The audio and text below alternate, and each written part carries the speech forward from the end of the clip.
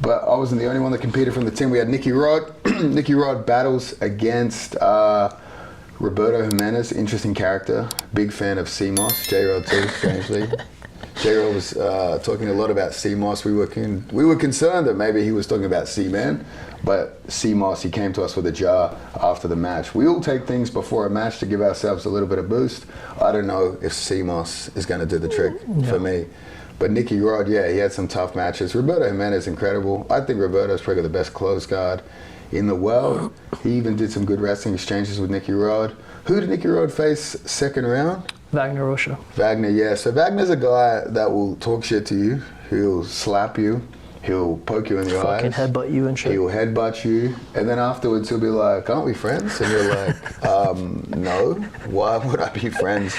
Like, just grapple, you fucking arsehole. You know what I mean? Like, you have to do the dodgy to win. Is it going to be really a victory anyway? But it was a tough one. I think people like Wagner because he brings out people's emotions in the match. But you see Nicky Rod, no matter what happens, he never really... Pretty cool guy. Yeah, he never really gets upset in there. Pretty cool, calm and collected. Funny Wagner story, when I faced him at Submission Underground, he was talking so much shit to me during the match, but I honestly didn't understand half the things he was saying, so it didn't even bother me. He was speaking to me with that broken Brazilian English accent. I was just like, bro, I don't know what the fuck you're saying. But in the match, we've had 2 matches. Our first match at EBI, he won in overtime. I think at one stage he held my back for 10 minutes. We were there for fucking days. Yeah. Eddie changed the rules after that to limit the amount of time in overtime. Yeah. So we fucked the rules on that. But at one stage in that match, I was going for a rear naked choke with an arm in. Basically like an arm triangle version of a rear naked. And it was tight and he was gagging, but he got out of it. So then in the second match, I put him in that exact same position. And he goes, didn't work last time. And then he made a mistake and I choked him straight away. So nothing's more satisfying than choking someone as they're talking shit to you.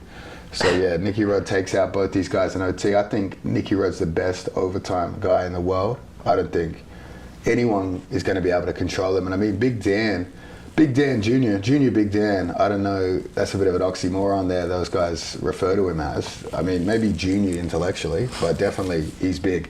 He put up a photo, 291 week of the match. Nicky Rod was like 235, close to a 60-pound weight advantage there. Jesus. So like, that, I mean, just to put that in perspective, that would be like Jamal Hill facing off against Islam Makhachev. You know what I mean? You couldn't imagine that in an MMA situation. You couldn't imagine those guys having a wrestling match, really, with that sort of weight discrepancy there. But Nicky Rod takes him out in OT, passes his guard 3 times in regulation. And Big Dan and Nicky Rod didn't really like each other when we trained, but they had to train together because, again, we discriminate. You know, you put all the big arseholes together because no one else wants to roll What's the roll with these guys? Yeah. I mean, yeah, you discriminate against larger people of all genders, some for different purposes, but they used to hate each other, so it was a bad blood match. But being a part of DDS and stuff, if you're facing off against someone that they hate, that puts a lot of pressure on you. Big Dan's young. I'm not sure he handles the pressure too well. Like, he's going to cop a beating after this. He's going to get a long message. He's going to get a message so long that obviously there's going to be no grammar and paragraphs in there. It's going to be tough to read. Bunch of run-on sentences. Yeah, he's not the king of writing despite having a book, you know, so one long-winded, angry text message you will receive. It definitely won't be face-to-face. But yeah, Nicky Rod takes him out, escapes an armbar. People talking about how bad the armbar break, they thought it was a bad break.